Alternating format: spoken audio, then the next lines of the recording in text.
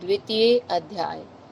देवताओं के तेज से देवी का प्रादुर्भाव और महिषासुर की सेना का वध। ओम। मध्यम चरित्र के विष्णु ऋषि, महालक्ष्मी देवता, उष्णिक छंद, शाकंभरी शक्ति, दुर्गा बीज, वायु तत्व और यजुर्वेद स्वरूप हैं। श्री महालक्ष्मी की प्रसन्नता के लिए मध्यम चरित्र के पाठ में इसका विनियोग है। मैं कमल के आसन पर बैठी हुई प्रसन्न मुख वाली महिषासुरमर्दिनी भगवती महालक्ष्मी का भजन करता हूँ, जो अपने हाथों में अक्षमाला, हर्षा, गदा, बाण, वज्र, पद्म, धनुष, कुंडिका, दंड, शक्ति, खड्ग, ढाल, शंख, घंटा, मधुपात्र, शूल, पाश और चक्र धारण करती है। ऋषि कहते हैं, पूर्व काल में देवताओं और असुरों में पूरे 100 वर्षों तक घोर संग्राम हुआ था। उसमें असुरों का स्वामी महिषासुर था और देवताओं के नायक इंद्र थे। उस युद्ध में देवताओं की सेना महाबली असुरों से परास्त हो गई। संपूर्ण देवताओं को जीतकर महिषासुर इंद्र बन बैठा। तब पराजित देवता प्रजापति ब्रह्मा जी को आगे करके उस स्थान पर गए जहां भगवान शंकर और विष्णु विराजमान थे। देवताओं ने महिषासुर के पराक्रम तथा अपनी पराजय का यथावत वृत्तांत उन दोनों देवेश्वरों से विस्तार पूर्वक कह सुनाया। वे बोले, भगवान महिषासुर सूर्य, इंद्र, अग्नि, वायु, चंद्रमा, यम, वरुण आदि तथा अन्य देवताओं के भी अधिकार छीनकर स्वयं ही सबका अधिष्ठाता बना बैठा है। उस दुरात्मा महिष ने समस्त देवताओं को स्वर्ग से निकाल दिया है। अब वे मनुष्यों की भांति पृथ्वी पर विचरते हैं। दैत्यों की यह सारी करतूत हमने आप लोगों से कह सुनाई। अब हम आपकी ही शरण में आए हैं। उसके वध का कोई उपाय सोचिए। इस प्रकार देवताओं के वचन सुनकर भगवान विष्णु और शिव ने दैत्यों पर बड़ा क्रोध किया। उनकी भौहें थन गई और मुंह टेढ़ा हो गया।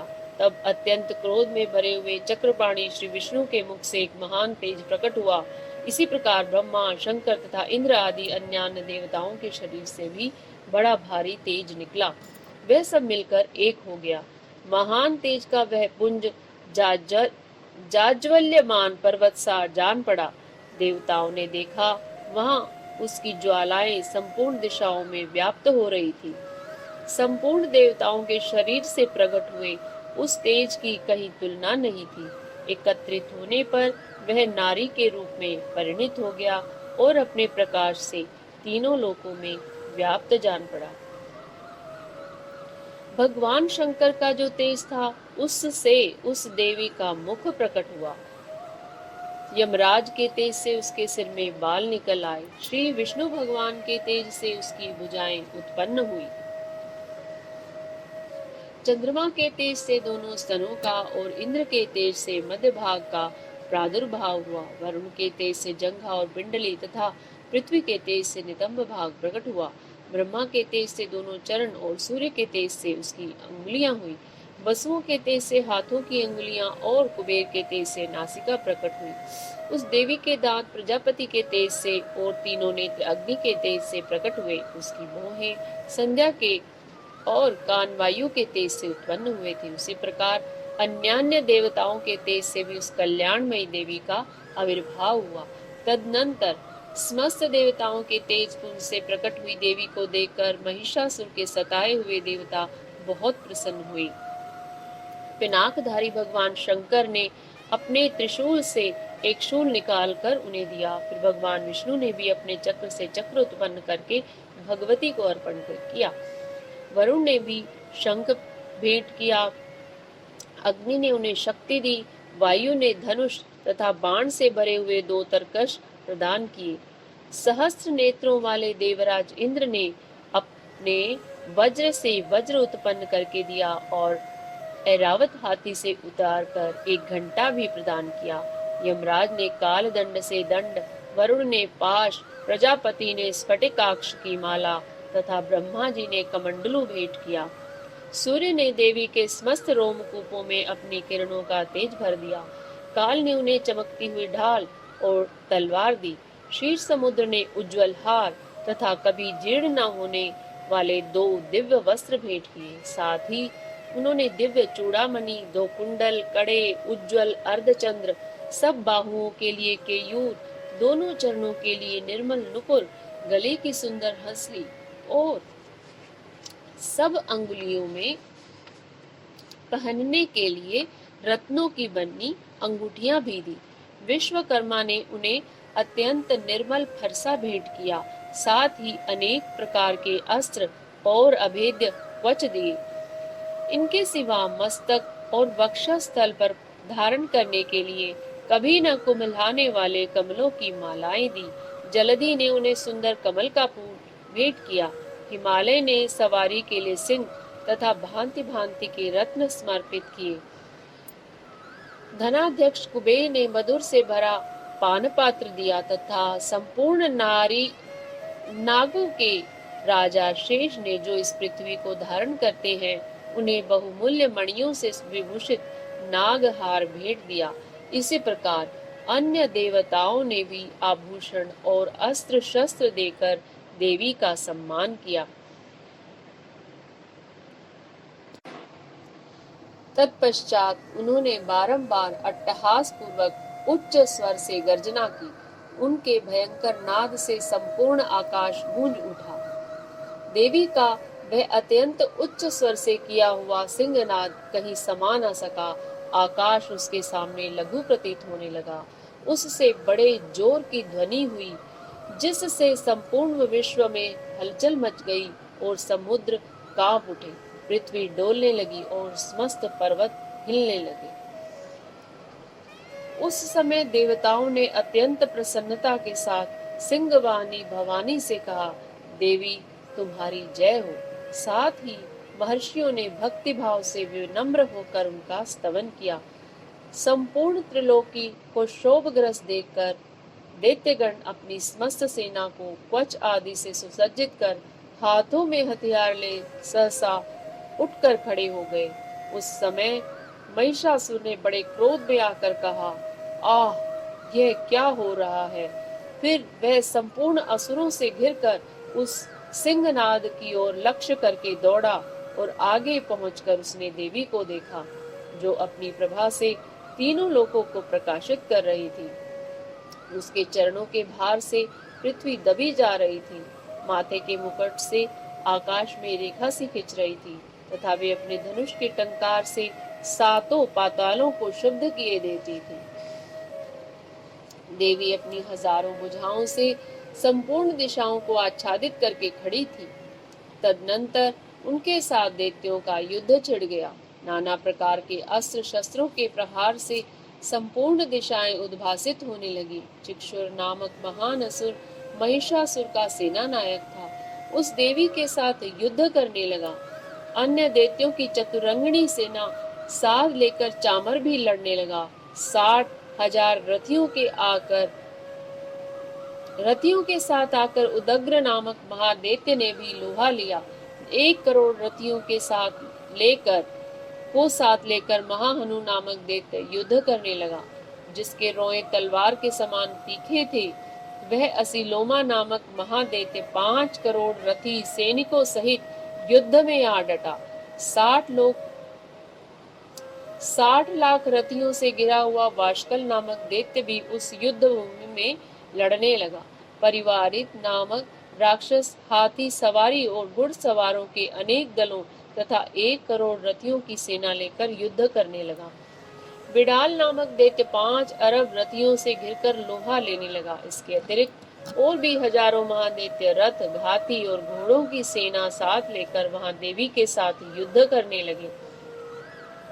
स्वयं महिषासुर उस रणभूमि में कोटि कोटि सहस्त्र रथ, हाथी और घोड़ों की सेना से घिरा हुआ खड़ा था।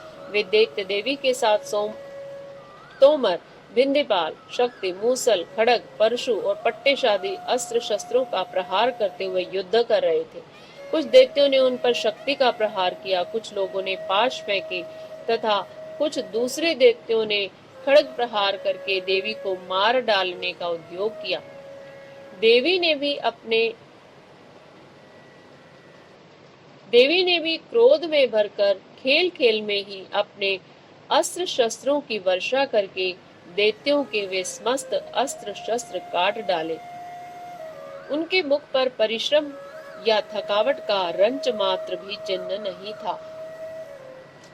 देवता और ऋषि उनकी स्तुति करते थे और वे भगवती परमेश्वरी दैत्यों के शरीरों पर अस्त्र शस्त्रों की वर्षा करती रही। देवी का वाहन सिंह भी क्रोध में भरकर गर्दन के बालों को हिलाता हुआ असुरों की सेना में इस प्रकार विचरने लगा मानो वनों में दावानल फैल रहा हो। रणभूमि में दैत्यों के साथ युद्ध करती हुई अंबिका देवी जितने निश्वास छोड़े वे सभी तत्काल सैकड़ों हजारों गणों के रूप में प्रकट हो गए और परशु, भिंदीपाल, खड्ग तथा पट्टेशादी अस्त्रों द्वारा असुरों का सामना करने लगे। देवी की शक्ति से बड़े हुए वे गण असुरों का नाश करते हुए नगाड़ा और शंख आदि बजाने लगे। उस संग्राम महोत्सव में कितने ही गण मृदंग बजा रहे थे। तदनंतर देवी ने त्रिशूल से, गदा से, शक्ति की वर्षा से और खड्ग आदि से सैकड़ों महादैत्यों का संहार कर डाला। कितनों को घंटे भयंकर नाद से मूर्छित करके मार गिराया। बहुतेरे दैत्यों को पाश से बांधकर धरती पर घसीटा। कितने ही दैत्य उनकी तीखी तलवार की मार से दो दो टुकड़े हो गए। कितने ही गदा की चोट से घायल हो धरती पर सो गए। कितने ही मूसल की मार से अत्यंत आहत होकर रक्त वमन करने लगे। कुछ दैत्य शूल से छाती फट जाने के कारण पृथ्वी पर ढेर हो गए। उस रणांगण में बाण समूहों की वृष्टि कितने ही असुरों की कमर तोड़ गई। बाज की तरह झपटने वाले देव पीड़क दैत्यगण अपने प्राणों से हाथ धोने लगे। किन्हीं की बाहें छिन्न भिन्न हो गई, कितनों की गर्दनें कट गई, कितने ही दैत्यों के मस्तक कट कट कर गिरने लगे। कुछ लोगों के शरीर मध्य भाग में ही विदीर्ण हो गए। कितने ही महादैत्य जांघें कट जाने से पृथ्वी पर गिर पड़े। कितनों की ही देवी ने एक बाह, एक पैर और एक नेत्र वाले करके दो टुकड़े में चीर डाला। कितने ही दैत्य मस्तक कट जाने पर भी गिरकर फिर उड़ जाते और केवल धड़ के रूप में अच्छे अच्छे हथियार हाथ में ले देवी के साथ युद्ध करने लगते थे। दूसरे कबंध युद्ध के बाजों की लय पर नाचते थे। कितने ही बिना सिर के धड़ हाथों में खड्ग, शक्ति और रिष्टि लिए दौड़ते थे तथा दूसरे दूसरे महादैत्य ठहरो ठहरो यह कहते हुए देवी को युद्ध के लिए ललकारते थे। जहाँ वह संग्राम हुआ था वहाँ की धरती देवी के गिराए हुए रथ, हाथी, घोड़े और असुरों की लाशों से ऐसी पट गई थी कि वहाँ चलना फिरना असंभव हो गया था। दैत्यों की सेना में हाथी, घोड़े और असुरों के शरीरों से इतनी अधिक मात्रा में रक्तपात हुआ था कि थोड़ी ही देर में वहाँ खून की बड़ी बड़ी नदियां बहने लगी। जगदम्बा ने असुरों की विशाल सेना को क्षण भर में नष्ट कर दिया। ठीक उसी तरह जैसे तृण और काठ के भारी ढेर को आग कुछ ही क्षणों में भस्म कर देती है, और वह सिंह भी गर्दन के बालों को हिला हिला कर जोर जोर से गर्जना करता हुआ दैत्यों के शरीरों से मानो उनके प्राण चुन लेता था। वहां देवी के गणों ने भी उन महादैत्यों के साथ ऐसा युद्ध किया जिससे आकाश में खड़े हुए देवतागण उन पर बहुत संतुष्ट हुए और फूल बरसाने लगे। तृतीय अध्याय, सेनापतियों सहित महिषासुर का वध। जगदम्बा के श्री अंगों की कांति उदय काल के सहस्त्रों सूर्यों के समान है।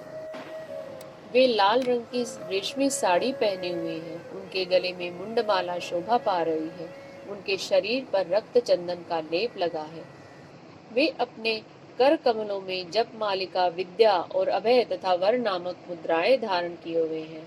3 नेत्रों से सुशोभित मुखार विंद की बड़ी शोभा हो रही है। उनके मस्तक पर चंद्रमा के साथ ही रत्नमय मुकुट बंधा है तथा वे कमल के आसन पर विराजमान है। ऐसी देवी को मैं भक्ति पूर्वक प्रणाम करता हूँ। ऋषि कहते हैं, दैत्यों की सेना को इस प्रकार तहस नहस होते देख महादैत्य सेनापति चिक्षुर क्रोध में भरकर अंबिका देवी से युद्ध करने के लिए आगे बढ़ा। वह असुर रणभूमि में देवी के ऊपर इस प्रकार बाणों की वर्षा करने लगा जैसे बादल मेरुगिरी के शिखर पर पानी की धार बरसा रहा हो। तब देवी ने अपने बाणों से उसके बाण समूह को अनायास ही काटकर उसके घोड़ों और सारथी को भी मार डाला। साथ ही उसके धनुष तथा अत्यंत ऊंची ध्वजा को भी तत्काल काट गिराया। धनुष कट जाने पर उसके अंगों को अपने बाणों से बींध डाला। धनुष, रथ, घोड़े और सारथी के नष्ट हो जाने पर वह असुर ढाल और तलवार लेकर देवी की ओर दौड़ा। उसने तीखी धार वाली तलवार से सिंह के मस्तक पर चोट करके देवी की भी बाईं भुजा बड़े वेग से प्रहार किया। राजन, देवी की बाह पर पहुंचते ही वह तलवार टूट गई। फिर तो क्रोध से लाल आंखें करके उस राक्षस ने शूल हाथ में ले लिया और उसे उस महादैत्य ने भगवती भद्रकाली के ऊपर चलाया। वह शूल आकाश से गिरते हुए सूर्यमंडल की भांति अपनी तेज से प्रज्वलित हो उठा। उस शूल को अपनी ओर आते देख देवी ने शूल का प्रहार किया। उससे राक्षस के शूल के सैकड़ों टुकड़े हो गए। साथ ही महादैत्य चिक्षुर की भी धज्जियां उड़ गई। वह प्राणों से हाथ धो बैठा। महिषासुर के सेनापति उस महापराक्रमी चिक्षुर के मारे जाने पर देवताओं को पीड़ा देने वाला चामल हाथी पर चढ़कर आया। उसने भी देवी के ऊपर शक्ति का प्रहार किया, किंतु जगदम्बा उसे अपने हुंकार से ही आहत एवं निष्प्रभ करके तत्काल पृथ्वी पर गिरा दिया। शक्ति टूटकर गिरी हुई देखकर चामर को बड़ा क्रोध हुआ। अब उसने शूल चलाया, किंतु देवी ने उसे भी अपने बाणों द्वारा काट डाला। इतने में ही देवी का सिंह उछलकर हाथी के मस्तक पर चढ़ बैठा और उस दैत्य के साथ खूब जोर लगाकर बाहु युद्ध करने लगा। वे दोनों लड़ते लड़ते हाथी से पृथ्वी पर आ गए और अत्यंत क्रोध में भरकर एक दूसरे पर बड़े भयंकर प्रहार करते हुए लड़ने लगे। तदनंतर सिंह बड़े वेग से आकाश की ओर उछला और उधर से गिरते समय उसने पंजों की मार से चामर का सिर धड़ से अलग कर दिया। इसी प्रकार उदग्र भी शिला और वृक्ष आदि की मार खाकर रणभूमि में देवी के हाथ से मारा गया तथा कराल भी दांतों, मुक्कों और थप्पड़ों की चोट से धराशायी हो गया। क्रोध में भरी हुई देवी ने गदा की चोट से उद्दत का कचूमर निकाल दिया। बिंदेपाल से वाशकल को तथा बाणों से ताम्र और अंधक को मौत के घाट उतार दिया। 3 नेत्रों वाली परमेश्वरी ने त्रिशूल से उग्रास्य, उग्रवीर्य तथा महाहनु नामक दैत्यों को मार गिराया। तलवार की चोट से विडाल के मस्तक को धड़ से काट गिराया। दुर्धर और दुर्मक इन दोनों को भी अपने बाणों से यमलोक भेज दिया।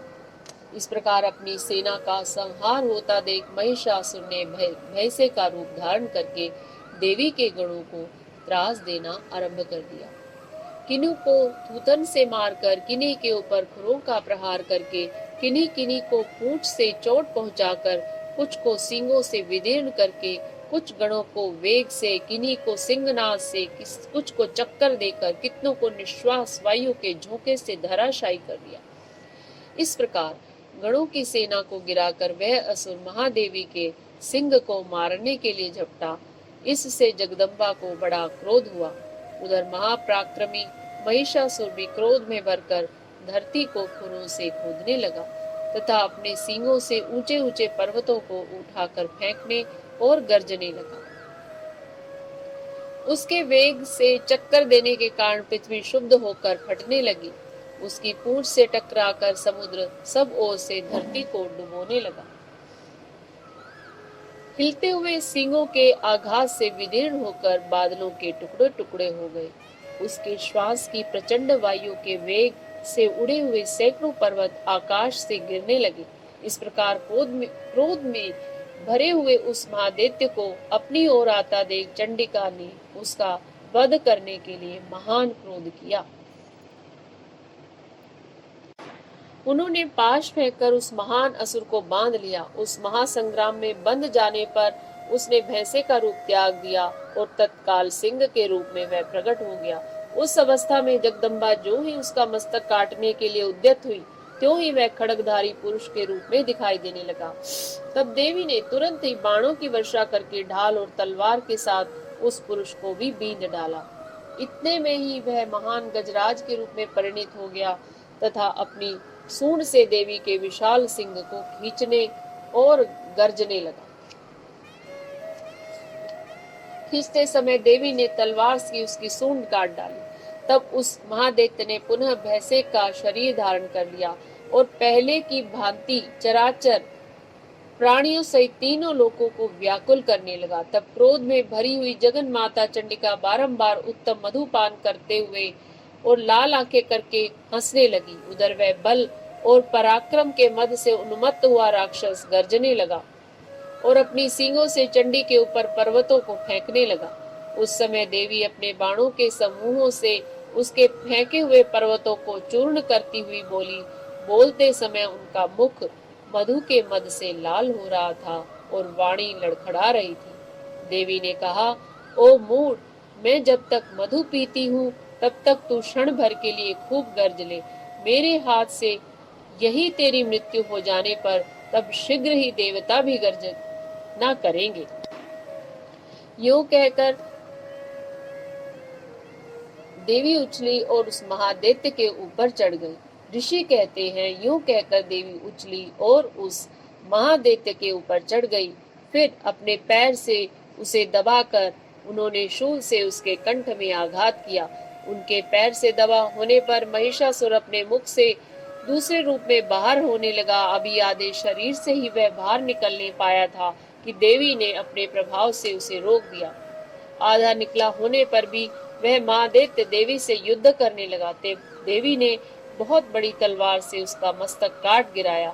फिर तो हाहाकार करती हुई दैत्यों की सारी सेना भाग गई तथा संपूर्ण देवता अत्यंत प्रसन्न हो गए।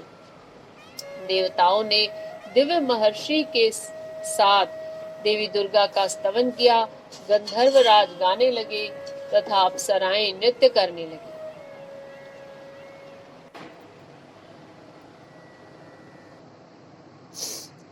चतुर्थो अध्याय, इंद्र आदि देवताओं द्वारा देवी की स्तुति। सिद्धि की इच्छा रखने वाले पुरुष जिनकी सेवा करते हैं तथा देवता जिन्हें सब ओर से घेरे रहते हैं, उन जया नाम वाली दुर्गा देवी का ध्यान करें। उनके श्री अंगों की शोभा काले मेघ के समान श्याम है। वे अपने कटाक्षों से शत्रु समूह को भय प्रदान करती हैं। उनके मस्तक पर आबद्ध चंद्रमा की रेखा शोभा पाती है। वे अपने हाथों में शंख, चक्र, कृपाण और त्रिशूल धारण करती हैं। उनके 3 नेत्र हैं। वे सिंह के कंधे पर चढ़ी हुई और अपने तेज से तीनों लोकों को परिपूर्ण कर रही हैं। ऋषि कहते हैं, अत्यंत पराक्रमी दुरात्मा महिषासुर तथा उसकी दैत्य सेना के देवी के हाथ से मारे जाने पर इंद्र आदि देवता प्रणाम के लिए गर्दन तथा कंधे झुकाकर उन भगवती दुर्गा का उत्तम वचनों द्वारा स्तवन करने लगे। उस समय उनके सुंदर अंगों में अत्यंत हर्ष के कारण रोमांच हो आया था। देवता बोले, संपूर्ण देवताओं की शक्ति का समुदाय ही जिनका स्वरूप है तथा जिन देवी ने अपनी शक्ति से संपूर्ण जगत को व्याप्त कर रखा है, समस्त देवताओं और महर्षियों की पूजनीय उन जगदम्बा को हम भक्ति पूर्वक नमस्कार करते हैं। वे हम लोगों का कल्याण करें। जिनके अनुपम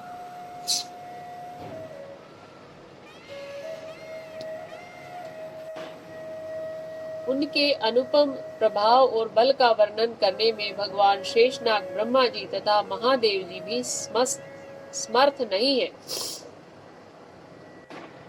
जिनके अनुपम प्रभाव और बल का वर्णन करने में भगवान शेषनाग, ब्रह्मा तथा महादेव जी भी समर्थ नहीं है। वे भगवती चंडिका संपूर्ण जगत का पालन एवं अशुभ भय का नाश करने का विचार करे।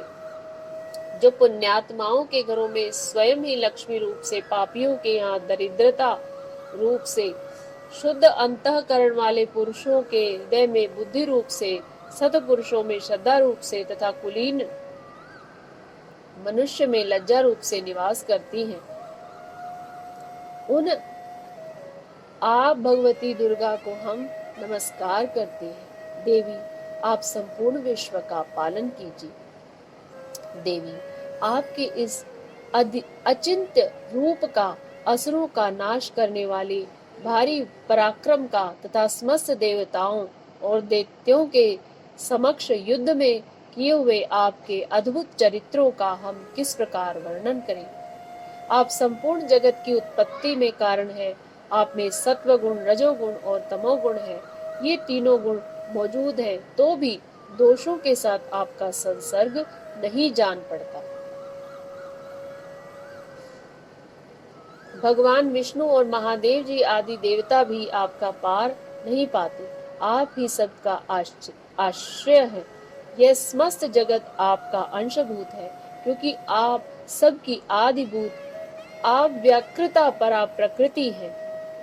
देवी, संपूर्ण यज्ञों में जिसके उच्चारण से सब देवता तृप्ति लाभ करते हैं, वह स्वाहा आप ही हैं। इसके अतिरिक्त आप पितरों को भी तृप्ति का इसके अतिरिक्त आप पितरों की भी तृप्ति का कारण है। अतएव सब लोग आपको स्वधा भी कहते हैं। देवी, जो मोक्ष की प्राप्ति का साधन है, अचिंत्य महाव्रत स्वरूपा, हे समस्त दोषों से रहित, जितेंद्रिय, तत्वों की ही सार वस्तु मानने वाले तथा मोक्ष की अभिलाषा रखने वाले मुनिजन, आप जिसका अभ्यास करते हैं, वह भगवती पराविद्या आप ही हैं। आप शब्द स्वरूपा है, अत्यंत निर्मल। ऋग्वेद, यजुर्वेद तथा उद्गीत के मनोहर पदों के पाठ से युक्त साम वेद का भी आधार आप ही हैं। आप देवी त्रयी, तीनों वेद और भगवती चहुं ऐश्वर्य से युक्त हैं। इस विश्व की उत्पत्ति एवं पालने के लिए आप ही वार्ता, खेती एवं आजीविका के रूप में प्रकट हुई हैं। आप संपूर्ण जगत की घोर पीड़ा का नाश करने वाली हैं। देवी, जिससे समस्त शास्त्रों के सार का ज्ञान होता है, वह मेधा शक्ति आप ही है। दुर्गम भव सागर से पार उतारने वाली नौका रूप दुर्गा देवी भी आप ही है। आपको कहीं भी आसक्ति नहीं है। केटव के शत्रु भगवान विष्णु के वक्षस्थल में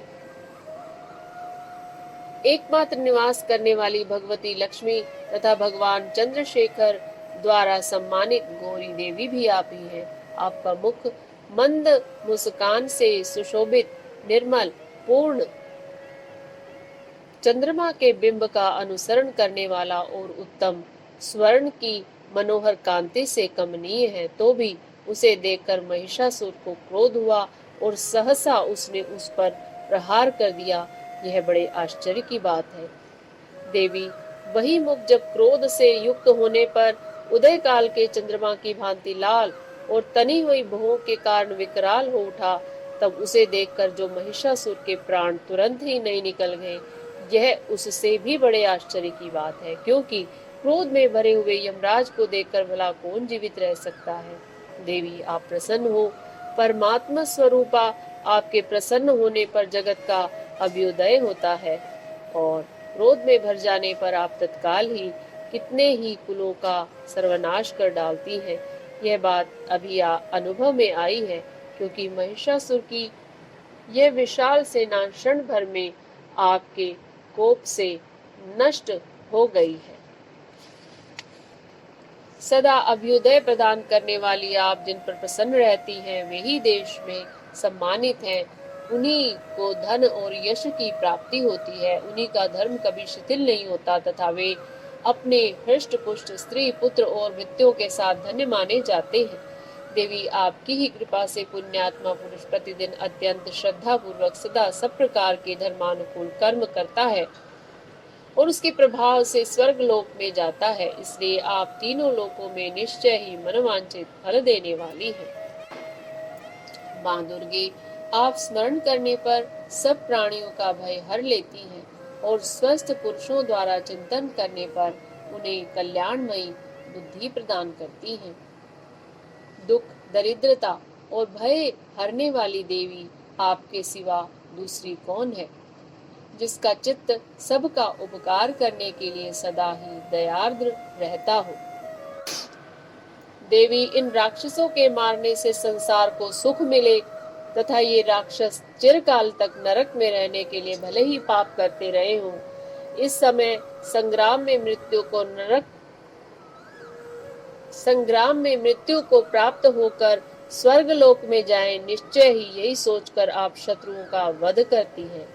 आप शत्रुओं पर शस्त्रों का प्रहार क्यों करती हैं? समस्त अस्त्रों को दृष्टिपात मात्र से ही भस्म क्यों नहीं कर देती? इसमें एक रहस्य है। ये शत्रु भी हमारे शस्त्रों से पवित्र होकर उत्तम लोकों में जाएं, इस प्रकार उनके प्रति भी आपका विचार अत्यंत उत्तम रहता है। खड्ग के तेज पुंज की भयंकर दीप्ति से तथा आपके त्रिशूल के अग्रभाग की घनीभूत प्रभा से चौंधिया कर जो असुरों की आंखें फूट नहीं गई, उसमें कारण यही था कि वे मनोहर रश्मियों से युक्त चंद्रमा के समान आनंद प्रदान करने वाले आपके सुंदर मुख का दर्शन करते थे। देवी, आपका शील दुराचारियों के बुरे बर्ताव को दूर करने वाला है। साथ ही यह रूप ऐसा है जो कभी चिंतन में भी नहीं आ सकता, जिसकी कभी दूसरों से तुलना भी नहीं हो सकती, तथा आपका बल और पराक्रम भी उन दैत्यों का भी नाश करने वाला है जो कभी देवताओं के पराक्रम को भी नष्ट कर चुके थे। इस प्रकार आपने शत्रुओं पर भी अपनी दया ही प्रकट की है। वरदायिनी देवी, आपके इस पराक्रम की किसके साथ तुलना हो सकती है तथा शत्रुओं को भय देने वाला एवं अत्यंत मनोहर ऐसा रूप भी आपके सिवा और कहाँ है? हृदय में कृपा और युद्ध में निष्ठुरता, ये दोनों बातें तीनों लोकों के भीतर केवल आप में ही देखी गई है। मातः, आपने शत्रुओं का नाश करके इस समस्त त्रिलोकी की रक्षा की है। उन शत्रुओं को भी युद्ध भूमि में मारकर स्वर्ग लोक में पहुंचाया है तथा उन्मत्त दैत्यों से प्राप्त होने वाले हम लोगों के भय को भी दूर कर दिया है। आपको हमारा नमस्कार है। देवी, आप शूल से हमारी रक्षा करें। अंबिके, आप खड्ग से भी हमारी रक्षा करें तथा घंटा की ध्वनि और धनुष के टंकार से भी हम लोगों की रक्षा करें। चंडिके, पूर्व, पश्चिम और दक्षिण दिशा में आप हमारी रक्षा करें तथा ईश्वरी, अपने त्रिशूल को घुमाकर आप उत्तर दिशा में भी हमारी रक्षा करें। तीनों लोकों में आपके जो परम सुंदर एवं अत्यंत भयंकर रूप विचरते हैं, उनके द्वारा भी आप हमारी तथा इस भूलोक की रक्षा करें। अंबिके, आपके कर पल्लवों में शोभा पाने वाले खड्ग, शूल और गदा आदि जो अस्त्र हो, उन सबके द्वारा आप सब ओर से हम लोगों की रक्षा करें। ऋषि कहते हैं, इस प्रकार जब देवताओं ने जगन माता दुर्गा की स्तुति की और नंदनवन के दिव्य पुष्पों एवं गंध चंदन आदि के द्वारा उनका पूजन किया, फिर सब ने मिलकर जब भक्ति पूर्वक दिव्य धूपों की सुगंध निवेदन की, तब देवी ने प्रसन्न वदन होकर प्रणाम करते हुए सब देवताओं से कहा।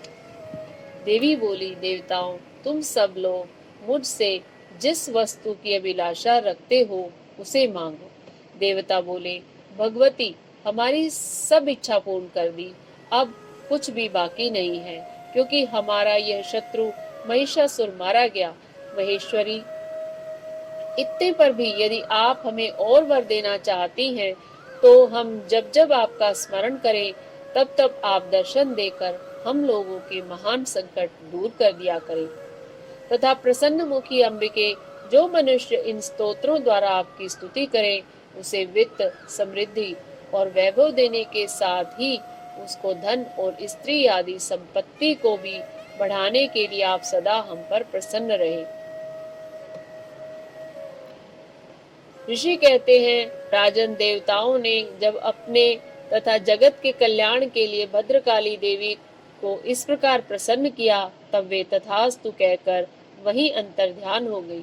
भूपाल, इस प्रकार पूर्व काल में तीनों लोकों का हित चाहने वाली देवी जिस प्रकार देवताओं के शरीर से प्रकट हुई थी, वह सब कथा मैंने कह सुनाई। अब पुनः देवताओं का उपकार करने वाली वे देवी दुष्ट दैत्यों तथा शुंभ निशुंभ का वध करने एवं सब लोगों की रक्षा करने के लिए गौरी देवी के शरीर से जिस प्रकार प्रकट हुई थी, वह सब प्रसंग मेरे मुंह से सुनो, मैं उसका तुम्हें यथावत वर्णन करता हूँ।